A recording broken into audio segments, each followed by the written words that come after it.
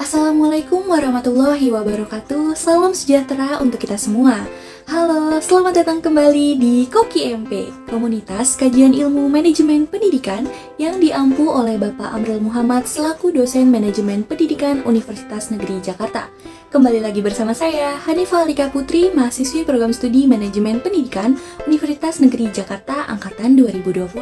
Teman-teman, dalam video kali ini saya akan kembali melanjutkan pengulasan kita terhadap buku karya Neil Postman yang berjudul Matinya Pendidikan, Redefinisi Nilai-Nilai Sekolah dalam bab Tuhan-Tuhan yang Bisa Menolong. But before we get to the video, as usual, don't forget to leave a like, comment, and subscribe. Dan semoga video ini dapat bermanfaat untuk kita. Selamat menyaksikan!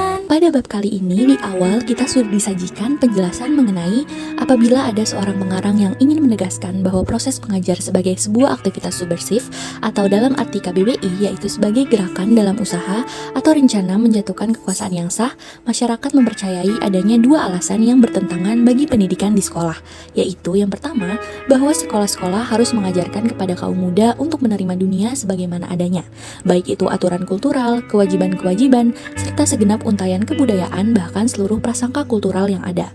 Lalu yang kedua yaitu bahwa kaum muda harus diajari untuk menjadi pemikir yang kritis sehingga menjadi perempuan dan laki-laki yang berpikir dan berjiwa merdeka. Lalu selanjutnya pada bab ini Neil Postman juga mengemukakan 5 narasi yang dapat menjadi alasan bagi pelaksanaan pendidikan di sekolah.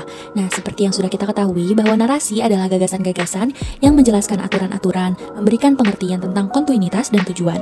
Nah, di antara 5 narasi tersebut yaitu yang pertama ada 1, bumi sebagai kendaraan angkasa.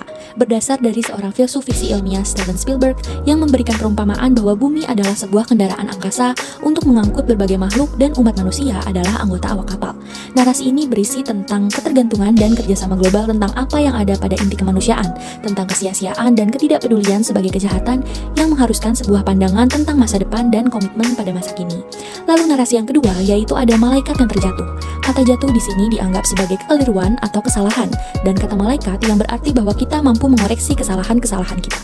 Narasi ini mencangkup seluruh fakta yang mengatakan bahwa ilmu pengetahuan diajarkan menjadi sesuatu yang lain dari sebuah cara untuk mengoreksi kekeliruan-kekeliruan kita, yaitu sebuah ajaran moral yang penting untuk memberikan perspektif, keseimbangan, dan kesederhanaan untuk belajar.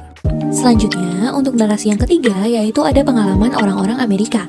Narasi ini berawal tentang Amerika adalah suatu bangsa yang unik, muda dan bersemangat, mengagumkan, dan membuka luas bagi kemungkinan-kemungkinan harapan kemanusiaan yang belum terpenuhi. Narasi ini menghasilkan satu pertimbangan bahwa pendidikan di sekolah memberikan kaum muda kita ilmu pengetahuan dan keinginan untuk berperan serta dalam pengalaman yang agung, mengajarkan caranya berargumentasi, dan membawa mereka menemukan pertanyaan-pertanyaan yang berbobot. Lalu narasi yang keempat ada hukum keanekaragaman. E.D. Hirsch Jr. berpendapat bahwa peran pendidikan di sekolah adalah menciptakan kultur bersama, tetapi kita tidak bisa memiliki budaya tersebut jika para warga negara kita tidak memberikan sebuah inti ilmu pengetahuan secara bersama-sama. Dalam narasi ini terdapat 2 alasan mengapa manusia mempelajari satu dengan yang lainnya. Yang pertama yaitu karena mereka menemukan bagaimana vitalitas dan kreativitas kemanusiaan ternyata bergantung pada keragaman. Lalu yang kedua yaitu karena mereka menyusun standar-standar yang hingga saat ini diatur oleh orang-orang yang beradab. Nah, narasi yang terakhir yaitu para penjalin kata-kata atau pencipta kata-kata. Satu jawaban yang diberikan oleh pendidikan di sekolah adalah bahwa kita menggunakan bahasa untuk menciptakan dunia. Bahasa memungkinkan kita untuk menamai segala sesuatu, mendorong perasaan-perasaan kita bahwa kita harus bekerja sama dan bergabung dengan segala sesuatu yang kita namai. Baik teman-teman, sekiranya itulah yang dapat saya sampaikan mengenai bab Tuhan-Tuhan yang Bisa Menolong dalam buku Matinya Pendidikan, Redefinisi Nilai-Nilai Sekolah pada video kali ini. Semoga apa yang saya sampaikan dapat membuat kalian lebih tertarik untuk mulai membaca dan juga memahami buku ini. Sampai jumpa di video berikutnya. Salam pendidikan!